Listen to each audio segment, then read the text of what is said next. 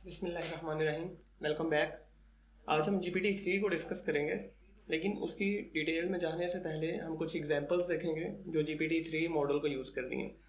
आसानी के लिए मैं ये बताता चलूँ कि GPT-3 एक आर्टिफिशियल इंटेलिजेंस लैंग्वेज मॉडल है जो ह्यूमन लाइक टेक्स्ट जनरेट कर सकते हैं। अभी तो ये सिर्फ इंग्लिश लैंग्वेज पे काम कर रहा है, लेकिन हम लोग जो हैं वो AI पढ़ के सीख के बिल्कुल इसी तरह का उर्दू लैंग्वेज के लिए भी मॉडल जनरेट कर सकते हैं। तो मेरे सामने ये वेबसाइट है जो GPT-3 मॉडल को यूज़ कर रही है, copy.ai। आप इसको विजिट करके ख़ुद भी टेस्ट कर सकते हैं। इसके ऊपर मुख्तलिफ़ किस्म की राइटिंग्स आप जनरेट कर सकते हैं। मीन्स आप देखिए यहाँ पे लेफ़्ट साइड पे टूल्स हैं। आप यहाँ पे पूरी की पूरी ब्लॉग पोस्ट जनरेट कर सकते हैं, इंस्टाग्राम कैप्शंस जनरेट कर सकते हैं, पूरी की पूरी ईमेल जनरेट कर सकते हैं यहाँ से।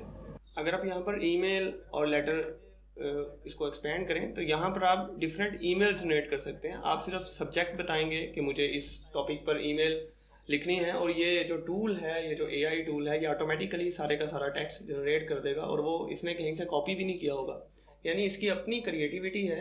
हमने जो है ये ह्यूमन एक रेवोल्यूशन है कि हमने मशीन्स को इतना इंटेलिजेंट बना दिया है कि वो मशीन्स क्रिएटिव हो गई हैं, और अनफॉर्चुनेटली जो लोग हैं वो नॉन क्रिएटिव होते जा रहे हैं और मशीन्स क्रिएटिव होती जा रही हैं। बिल्कुल इसी तरह अगर आप ये सोशल मीडिया टूल्स को एक्सपेंड करें तो यहाँ से आप कीवर्ड्स जनरेट कर सकते हैं, बुलेट पॉइंट्स जनरेट कर सकते हैं। सपोज करें आपके पास एक पैराग्राफ है और आप चाहते हैं कि पैराग्राफ है या आउटलाइन है उसको बुलेट पॉइंट्स में कन्वर्ट करना है, उसमें से वो मेन पॉइंट्स निकाल के बुलेट पॉइंट्स बना दें, तो अब आपको खुद करने की ज़रूरत नहीं है, ये टूल आपके लिए सब कुछ कर देगा।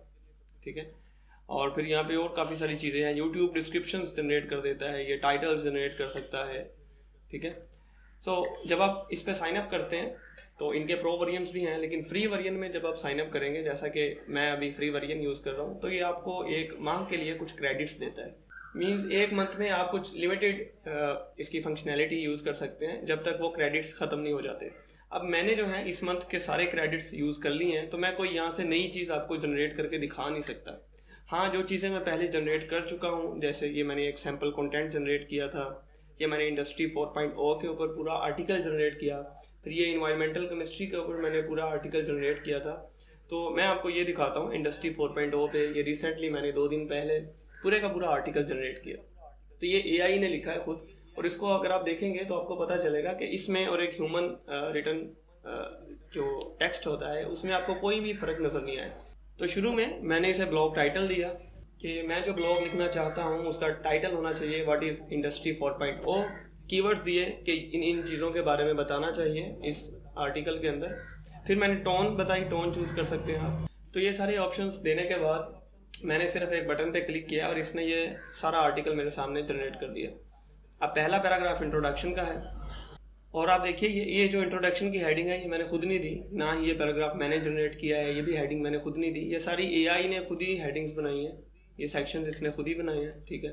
इसी तरह व्हाट इज़ इंडस्ट्री 4.0, इसके नीचे है IoT एंड इंडस्ट्री 4.0, इसकी हेडिंग के नीचे इसने एक पैराग्राफ खुद से जनरेट कर दिया है। ठीक है। फिर जो है नीचे कंक्लूजन है, कंक्लूजन ये जनरेट नहीं कर सका, और मुझे ये मुझे लग रहा है कि मेरे क्रेडिट्स तब तक ख़त्म हो गए थे। अच्छा, इसकी एक मज़े की बात यह है कि ये जितना भी टेक्स्ट इसने लिखा हुआ है ये बिल्कुल AI जनरेटेड है, इसमें ज़रा भी कोई कॉपी पेस्ट वाली बात नहीं है। हम इसको टेस्ट भी कर सकते हैं, हम कोई प्लेजरिज्म चेकर टूल के थ्रू इसको चेक कर सकते हैं। प्लेजरिज्म जो है चेकिंग एक ये चीज़ होती है कि हमें पता चल जाता है कि इंटरनेट के ऊपर ये जो राइटिंग है ये हमने किसी दूसरी वेबसाइट से कॉपी तो नहीं की। तो हम कोई प्लेजरिज्म चेकर टूल यहाँ पे ओपन करते हैं, प्लेजरिज्म चेकर ऑनलाइन, और यहाँ पर ये स्मॉल SEO टूल्स वेबसाइट है, इसके ऊपर एक प्लेजरिज्म चेकर टूल मौजूद है। तो हम इसकी मदद से इस आर्टिकल को चेक करते हैं अभी। तो मैं यहाँ से इस सारे आर्टिकल को कॉपी करता हूँ ताकि ये मैंने क्या कर दिया, मैंने शायद इसकी थोड़ी सी चेंज कर दी है इसकी।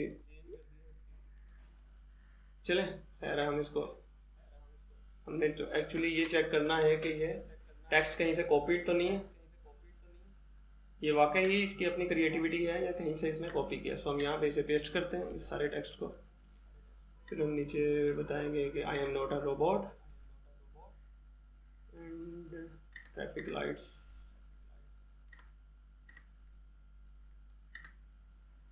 ओके जी, तो अभी ये कुछ ही देर में हमें बताएगा कि कितने % ये टेक्स्ट जो है ये प्लेजराइज्ड है और कितने % यूनिक है।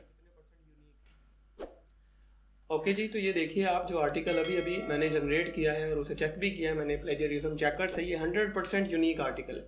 और आप अगर इस आर्टिकल को रीड करें तो आपको कहीं से भी ये नहीं लगेगा कि ये कोई मशीन जनरेटेड है या इसमें कोई ग्रामेटिकल मिस्टेक है। हाँ, हो सकता है कोई एक आध मिस्टेक हो, क्योंकि ऑफ कोर्स ये एक ह्यूमन जनरेटेड चीज़ है तो इसमें एरर का चांस होता है, तो हो सकता है कोई एक आध ग्रामेटिकल या स्पेलिंग मिस्टेक हो, लेकिन ओवरऑल बड़ा ही बेहतरीन आर्टिकल है। और इसमें और एक ह्यूमन रिटन आर्टिकल में डिफरेंशिएट करना करीब इम्पॉसिबल है। सो ये थी कुछ GPT-3 की परफॉर्मेंस के बारे में। अब इसी तरह का एक और टूल है, मैं वो भी आपको दिखा देता हूँ। उसका नाम है jarvis.ai। ये लेकिन पेड टूल है, मीन्स इसका कोई भी फ्री वर्जन अवेलेबल नहीं है। ये करता क्या है, ये भी इसी तरह मुख्तलिफ़ किस्म की राइटिंग्स जनरेट करता है, सोशल मीडिया के लिए मार्केटिंग का भी जनरेट करता है, ब्लॉग आर्टिकल्स जनरेट कर देता है। तो अगर आप परचेज़ करना चाहें, तो अगर आपका ज़्यादा काम है तो आप किसी भी इस तरह के टूल को परचेज़ भी कर सकते हैं, राइट। अच्छा जी, अब हम वापस आते हैं GPT-3 के इंट्रोडक्शन पे और देखते हैं कि GPT-3 किस तरह से काम करता है और किस तरह से इस तरह का टूल डेवलप किया जा सकता है, इसका बैकएंड कैसे काम कर रहा है। So what exactly is GPT-3? GPT-3 जो है बेसिकली ये third generation language prediction model है। पहले इसका GPT-2 वर्जन आया था, लेकिन वो इतना रोबस्ट नहीं था। लेकिन ये जो GPT-3 है ये इतना रोबस्ट है, मैंने अभी आपको इसकी एप्लीकेशन भी दिखाई है। और आप ये समझिए कि ये इतनी ही बड़ी रेवोल्यूशन है, जितनी बड़ी रेवोल्यूशन ये थी कि जब इंसान ने पहली दफ़ा मून के ऊपर कदम रखा था, तो उतनी ही बड़ी रेवोल्यूशन ये GPT-3 है। It stands for generative pre trained transformer, और ये डेवलप किया गया है ओपन AI की तरफ से, जो कि एक AI रिसर्च लेबॉर्ट्री है सैन फ्रांसिस्को के अंदर। इसमें जो बड़े इन्वेस्टर्स हैं, सैम हैं वाई कॉम्बिनेटर के फाउंडर, फिर एलोन मस्क है और माइक्रोसॉफ्ट इसके जो बड़े इन्वेस्टर्स में शामिल हैं। अब हम आते हैं कि ये किस तरह से काम करता है। देखिए, कोई भी AI मॉडल है ना, तो उसे पहले ट्रेन किया जाता है, उसकी ट्रेनिंग करवाई जाती है। बिल्कुल ऐसे ही जैसे किसी बच्चे ने एग्ज़ाम देना है ना, तो वो एग्ज़ाम के लिए तैयारी करता है, प्रिपरेशन करता है, ट्रेनिंग करता है। उसे सिखाया जाता है कि एग्ज़ाम आपने किस तरह से अटैम्प्ट करना है, कौन कौन से क्वेश्चंस आ सकते हैं। बिल्कुल ऐसे ही AI को आप एक छोटे बच्चे की तरह समझिए और इसे हम ट्रेन करते हैं डाटा के ऊपर, राइट।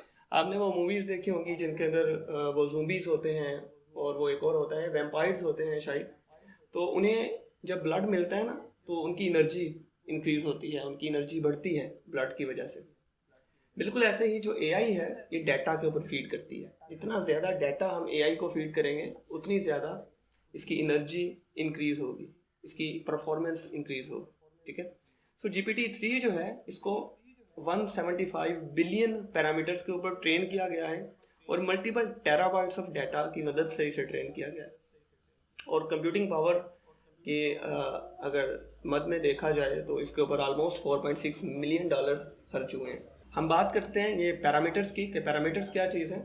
तो 175 पैरामीटर्स से आप यूँ समझें कि ये 175 आर्टिफिशियल न्यूरल नेटवर्क्स की मदद से इसे ट्रेन किया गया है।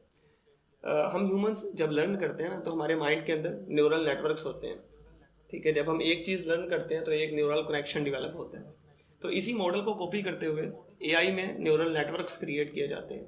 लेकिन AI में जो न्यूरल नेटवर्क्स क्रिएट किए जाते हैं वो ऑफ कोर्स कंप्यूटर प्रोग्राम्स ही होते हैं, वो कोई एक्चुअल चीज़ नहीं होती। लेकिन वो कंप्यूटर प्रोग्राम्स आपस में मिल के बिल्कुल एक न्यूरल नेटवर्क की तरह काम कर रहे होते हैं, राइट। अच्छा, तो मज़े की बात मैं आपको एक और बताता चलूँ कि AI में ना हम ग्रीडी एल्गोरिदम्स यूज़ करते हैं। वैसे ये बड़ा फ़नी सा नाम है, लेकिन ये एल्गोरिदम्स कुछ इस तरह से काम करते हैं कि जब एक AI एल्गोरिदम बिल्कुल वैसा ही रिज़ल्ट परफॉर्म करता है जैसा हमें चाहिए, तो हम उसे रिवार्ड करते हैं। और जब वो कोई एरर या कोई ऐसा रिज़ल्ट प्रोड्यूस करता है जो हमारी एक्सपेक्टेशन के उलट हो, तो फिर हम उसे पनिश करते हैं। बिल्कुल ऐसे ही जैसे एक बच्चा है, तो घर में गेस्ट आते हैं, तो बच्चा जो है जाके गेस्ट के सामने से जो चीज़ें पड़ी होती हैं उन्हें उठाना शुरू कर देता है। तो बाद में उसकी अम्मा से उसके चमाट पड़ते हैं, ठीक है, उसको पनिश किया जाता है। तो बच्चे को समझ आ जाती है कि ये बात गलत है और आइंदा मैंने ये काम नहीं करना। इसी तरह गेस्ट आते हैं और बच्चा जाके अस्सलाम वालेकुम कहता है, बड़े डिसेंट तरीके से उन्हें ग्रीटिंग करता है, तो फिर जो है बाद में उसकी मम्मा से उससे शाबाश मिलती है। तो अब बच्चे को समझ आती है कि ये बड़ा अच्छा काम है क्योंकि इस पर मुझे शाबाश मिली है। तो बिल्कुल ऐसे ही ये जो AI एल्गोरिदम्स होते हैं, ये भी छोटे बच्चों की तरह हम इन्हें ट्रीट करते हैं। हम इन्हें पहले सिखाते हैं कि क्या काम आपने करना है, उन पे इन्हें ट्रेन किया जाता है।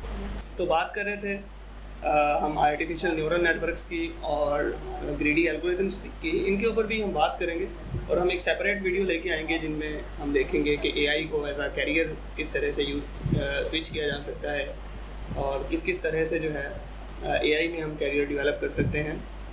और जैसा कि हमने अभी कुछ AI के केस स्टडीज़ देखी, तो इनसे हम काफ़ी आइडियाज़ भी जनरेट कर सकते हैं। हम ऐसी प्रोडक्ट डेवलप कर सकते हैं जिन्हें हम कोई पैराग्राफ, कोई ब्लॉग दें और वो उसमें से क्वेश्चन बैंक जनरेट कर दे या कोई क्विज़ जनरेट कर दे, ठीक है। सो एजुकेशन में इसकी काफ़ी केस स्टडीज़ हो सकती हैं। तो अब आपने मुझे बताना है कि आप AI को कौन सा प्रॉब्लम सॉल्व करने के लिए यूज़ करेंगे, या आप GPT-3 मॉडल को कौन सा प्रॉब्लम सॉल्व करने के लिए यूज़ कर सकते हैं। Thank you so much.